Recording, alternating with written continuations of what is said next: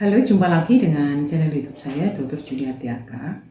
Di kesempatan ini saya akan membahas mengenai bagaimana prospek industri saham dari industri rokok dengan kasus untuk PT Gudang Garam. Beberapa waktu lalu saya pernah membahas secara khusus mengenai prospek saham industri rokok, dan saya memang memprediksikan di YouTube saya waktu itu bahwa prospek industri rokok itu memang cukup mengkhawatirkan karena berbagai macam isu-isu yang di sekitar industri rokok. Nah, kali ini saya akan membahas secara khusus mengenai kasus Gudang Garam. Gudang Garam adalah pabrik rokok terbesar di Indonesia, dan karena itu sangat menarik untuk melihat bagaimana sih prospek dari harga saham PT Gudang Garam dan bagaimana prospek bisnisnya juga ke depan. Karena kalau kita bicara mengenai harga saham, tentu kita tidak bisa melewatkan bagaimana fundamental dari Gudang Garam dan juga bagaimana prospek bisnis dari Gudang Garam. Nah, kita tahu saat ini dan beberapa waktu sejak pandemi juga khususnya isu mengenai kesehatan, jadi awareness masyarakat mengenai kesehatan itu terus meningkat. Karena itu mereka menjaga pola hidup sehat. Nah, rokok itu dipersepsikan sebagai salah satu yang memperburuk kondisi kesehatan. Karena itu tentu saja persepsi ini akan secara tidak langsung juga mempengaruhi bagaimana keberlanjutan dari industri rokok. Nah, di sisi lain juga memang pemerintah terus menaikkan cukai rokok dan itu menekan industri rokok. Jadi industri rokok dianggap sebagai salah satu industri sunset, ya, di mana harga cukainya makin tinggi dan kemudian harga ecerannya melambung. Nah, itu akan menjadi satu tantangan tersendiri bagi industri rokok. Nah, sekarang kita akan membahas ya bagaimana kondisi khususnya dari Gudang Garam. Nah, kalau kita lihat dari sisi fundamental, itu PT Gudang Garam selama beberapa tahun terakhir justru kelihatannya seperti anomali kalau kita lihat dari sisi penjualan. Kenapa? Karena penjualannya dari beberapa tahun terakhir, sekitar 5 tahun terakhir dari 2017 sampai 2022 ini, kalau saya lihat datanya seperti yang saya sajikan berikut ini, itu ada kecenderungan penjualannya meningkat dari tahun ke tahun. Nah, ini kan sesuatu yang menarik ya, bahwa di tengah tekanan-tekanan yang dialami secara makro oleh industri rokok, ternyata penjualan Gudang Garam itu memiliki satu prestasi yang bagus karena penjualannya meningkat dari tahun ke tahun.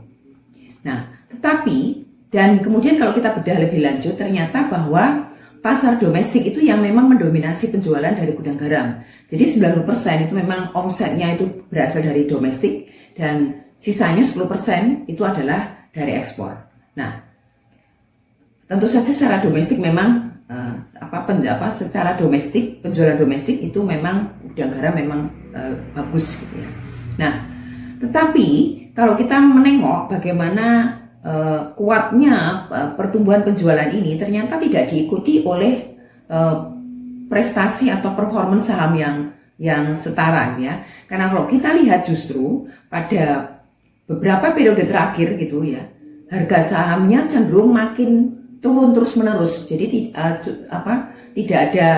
tidak pernah meningkat, bahkan turun terus menerus. Nah, sejak 2019 sampai sekarang, sampai tahun 2022 ini memang sahamnya terus menerus menurun. Dan ini sesuai dengan apa yang sudah saya prediksikan 2 tahun lalu di YouTube saya, bahwa saya memprediksi bahwa masa depan industri rokok itu memang tidak menjanjikan gitu ya. Dan akan diikuti oleh harga saham yang terus menerus menurun. Dan ini terbukti bahwa saat ini harga saham dari Gudang Garam juga menurun.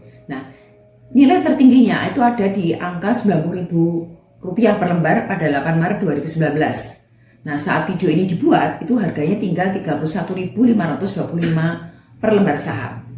Artinya, di dalam rentang waktu tersebut, harga saham Gudang Garam turun sekitar 65%.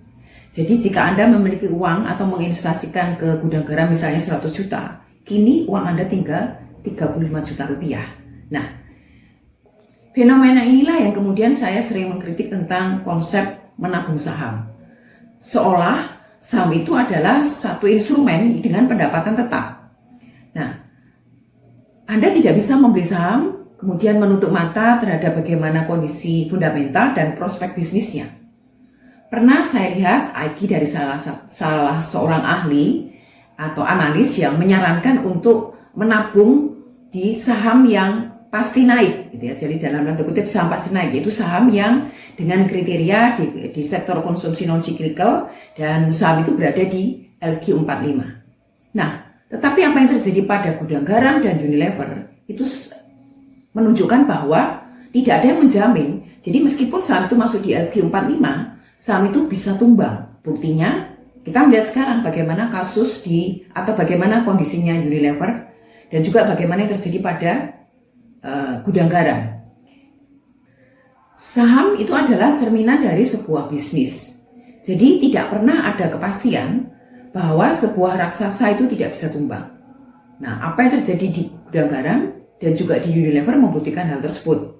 Nah, Unilever itu salah satu raksasa di personal care dan rumah tangga. Jadi dia memproduksi kebutuhan-kebutuhan rumah tangga dan memiliki pangsa pasar yang dominan. Tetapi dalam 4 tahun terakhir, mari kita lihat bagaimana grafik sahamnya.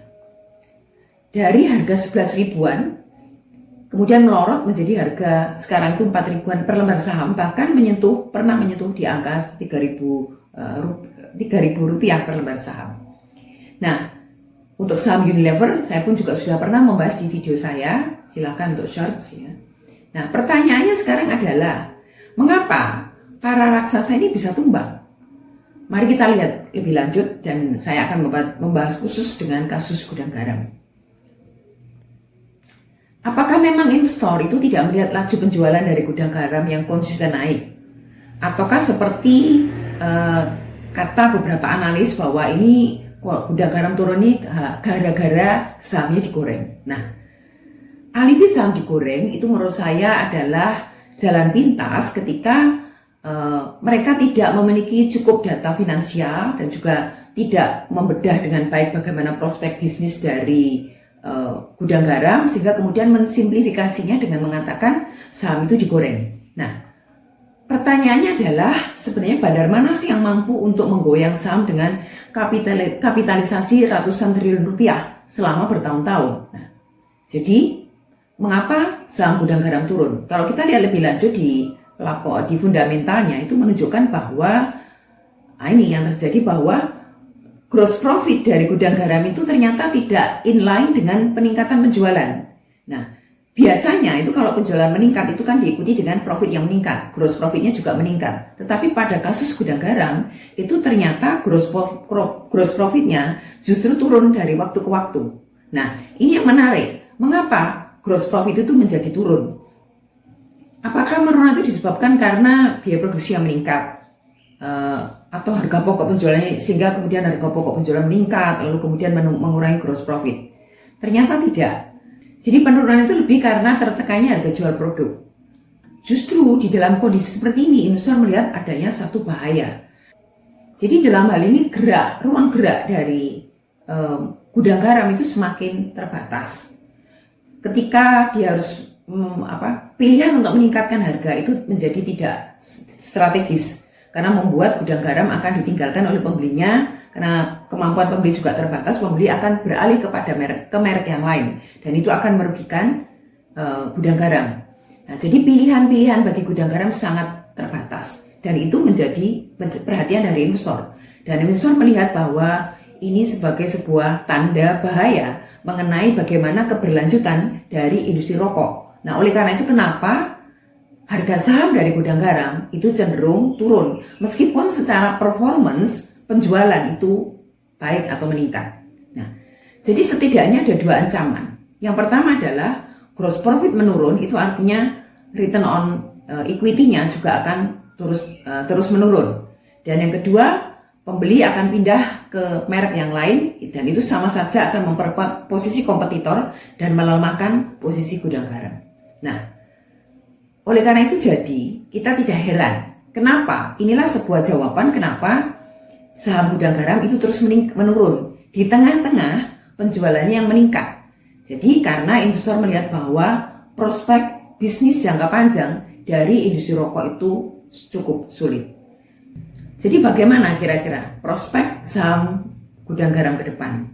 Apakah dengan analisis yang sudah saya sampaikan tadi, Anda tetap memilih untuk mempertahankan gudang garam, atau justru Anda kemudian memutuskan untuk meninggalkan saham ini karena memang saham ini secara fundamental dan secara prospek bisnis itu memang cenderung akan mengalami tantangan yang tidak mudah ke depan.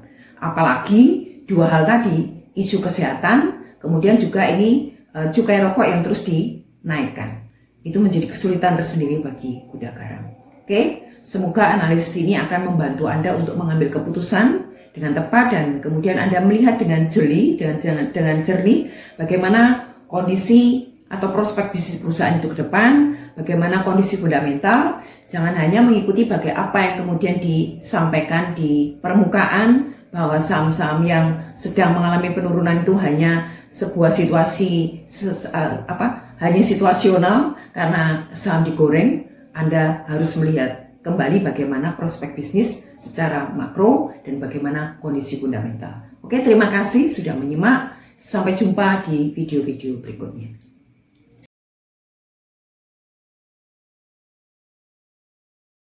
Oke, jadi apa sih lesson learned dari yang saya kemukakan pada kesempatan ini?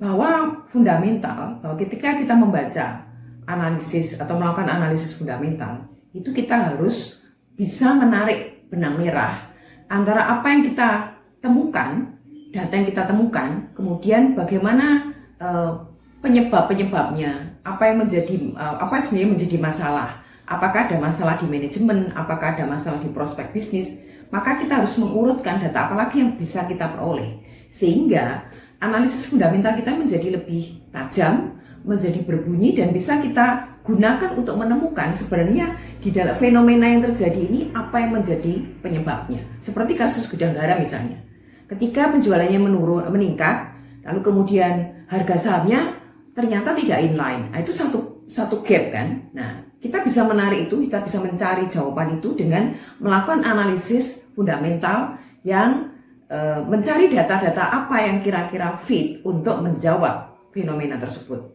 Nah, sehingga analisis fundamental kita tidak hanya sekedar membaca apa yang ada secara kaku lalu menyampaikan, lalu tidak ada sentuhannya atau tidak ada kegunaannya secara praktis. Jadi membaca fundamental itu harus bisa digunakan secara praktis untuk menganalisis apa yang sesungguhnya terjadi, apa yang menyebabkan itu terjadi, dan bagaimana kemudian kita bisa memberikan solusi-solusi konkret sesuai dengan data-data yang kita miliki.